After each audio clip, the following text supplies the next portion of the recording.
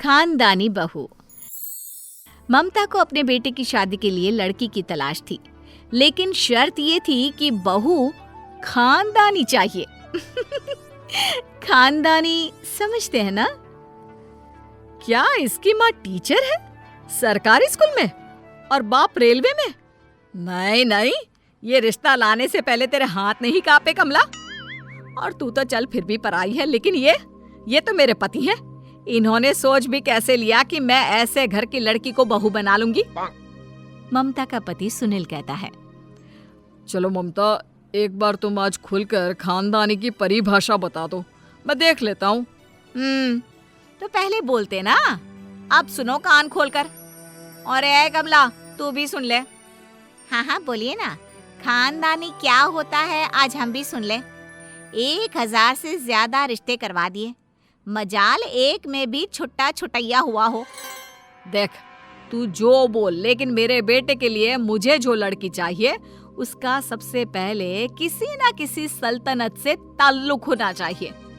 कोई घराना, दूसरा उसके दादा परदादा में कोई ना कोई राजा महाराजा होना चाहिए, और लड़की का रंग इतना गोरा हो कि देखने वालों को यकीन ही ना हो कि कोई इतना भी गोरा हो सकता है। कम से कम 4 विदेशी भाषा बोले। और कमला, जो कि मुंह खोलकर सुन रही थी, और क्या ममता दीदी? अरे जा, पहले इतना तो ढूंढ ले, फिर बताती हूँ और क्या। सल्तनत चाहिए इनको, खुद का 2 कमरे का मकान है, बहू किले वाली चाहिए। कमला वहां से चली जाती है। देखो ममता, आज के समय में जो तुम चाहती हो ना, वो मुमकिन नहीं है। कोई अच्छी पढ़ी लिखी सभ्य भाषा में बोलने वाली लड़की देख लो ना। लेकिन ममता के सर पर तो खानदानी बहू का भूत सवार था। उधर कमला अपने पति से कहती है, देखो जी, आप तो जानते हैं कि शादी जोड़ने का काम कितना अच्छा है। लड़के वाले भी पैसा देते हैं और लड़की वाले भी। ममता का बेटा है ना समर, उसके लिए कोई खानदानी लड़की देखनी है। अरे वो समर बड़ा ही स्मार्ट लड़का है, कमाता भी कितना अच्छा है। अरे उसके लिए तो अपनी ही बेटी की बात चला लो। दुनिया की शादियां करवाती हो तो अपनी बेटी के लिए इतना अच्छा रिश्ता क्यों छोड़ रही हो? अपनी सिमरन से वो कभी भी शादी नहीं करवाएगी। उसको तो किसी राजा महाराजा की बेटी चाहिए। अरे बात तो करो। मैं जानती हूँ ना ममता को, रहने दीजिए। लेकिन कमला का पति नहीं मानता और वो अपनी बेटी का रिश्ता समर के लिए लेकर जाता है। कमला का पति कहता है, अरे ममता जी कैसी हैं? कमला बता रही थी कि आपको कोई अच्छी लड़की की तलाश है समर के लिए। हाँ, अच्छी नहीं होगी तो भी चलेगी, खानदानी होनी चाहिए। वो क्या है ना, मुझे समर बेटा बहुत पसंद है। मैं अपनी बेटी का रिश्ता लेकर आया हूँ। बस अब क्या था, ममता का पारा हाई हो जाता है। अरे खानदानी बेटी मांगी थी, भिखारी नहीं। लोगों के घर घूम घूम कर शादी का रिश्ता करवाने वाले से मैं यानी कि ममता अपने बेटे की शादी करेगी? ना जी ना, वो दिख रहा है ना दरवाजा, दफा हो जाओ। और कभी सपने में भी अपनी बेटी के लिए समर का ख्वाब भी नहीं आने देना। कमला के पति को बिल्कुल उम्मीद नहीं थी कि उससे इस तरह की कोई बात भी कर सकता है। वो फिलहाल वहां से चला जाता है, लेकिन ठान लेता है कि वो अब अपनी बेटी की शादी समर से करवा कर रहेगा। मैंने तो पहले ही कहा था, वो औरत बहुत बदतमीज है। देख, अब तुझे जैसा जैसा बोलूं वैसा वैसा करना। फिर कमला का पति उसके कान में कुछ कहता है और अगले दिन कमला ममता के घर जाती है। मेरे पति की तरफ से मैं माफी मांगती हूँ। हाँ चल कोई ना, और सुना कैसे आना हुआ? वो क्या है ना, मैंने समर के लिए लड़की देखी है, खानदानी। उन लोगों को आपका पता दे दिया है, कल वो लोग आएंगे। बस ध्यान रखना, बड़े लोग हैं तो। समझ गई ना? अरे चिंता ना कर, बस भेज उन लोगों को। अगले दिन एक लंबी सी कार में ढेर सारा जेवर पहनकर एक औरत और शेरवानी पहने आदमी उन लोगों के घर आता है। आइए आइए आइए, बिटिया नहीं आई आपकी? बिटिया? हमारी खानदानी है, कहीं भी मुंह उठाकर नहीं ले जाते हम लोग उसे।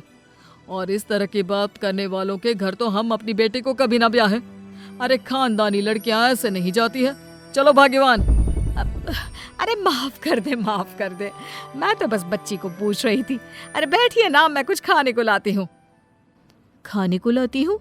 मतलब घर में नौकर चाकर नहीं है? ओहो, कमला भी न जाने किन भिखारियों के घर भिजवा देती है। और किला कहाँ है आप लोगों का?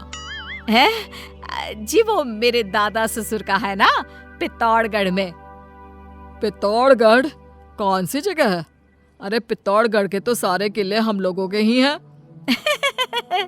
वो प्रॉपर पित्तौड़गढ़ नहीं है, उसके पास से छोटी सी गली गई है नहर के किनारे से, वही पेड़ के पास लग के है किला।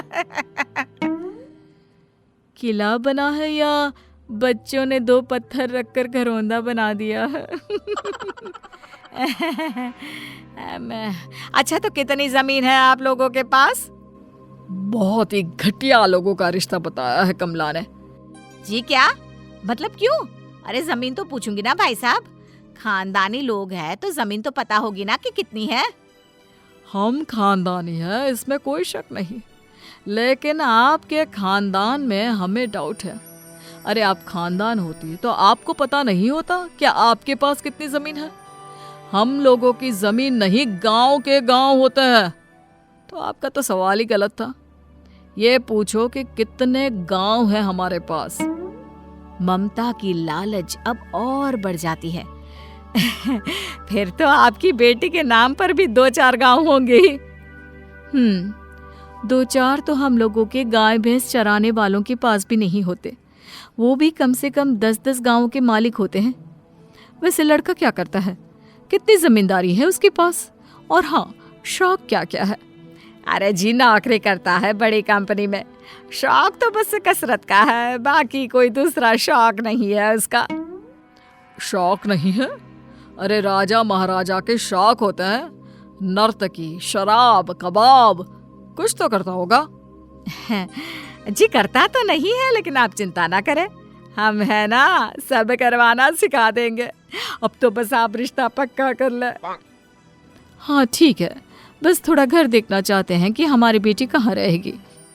अरे आइए आइए। वो लड़की की माँ को घर दिखाती है। घर देखने के बाद, हे भगवान, ये घर है, शुरू होता नहीं कि खत्म हो जाता है।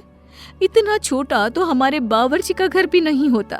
अरे नहीं नहीं, हम किसी भिखारी के घर शादी नहीं करेंगे। अपनी लाडली है, औकात है नहीं, और खानदानी लड़की देख रहे हैं। हाँ, और पूछ रही है जमीन कितनी है। अरे खुद के पास रहने का ढंग का मकान नहीं और हमारी जमीन पूछ रही है। लड़का नौकरी करता है, लेकिन लड़की राजा महाराजा की चाहिए।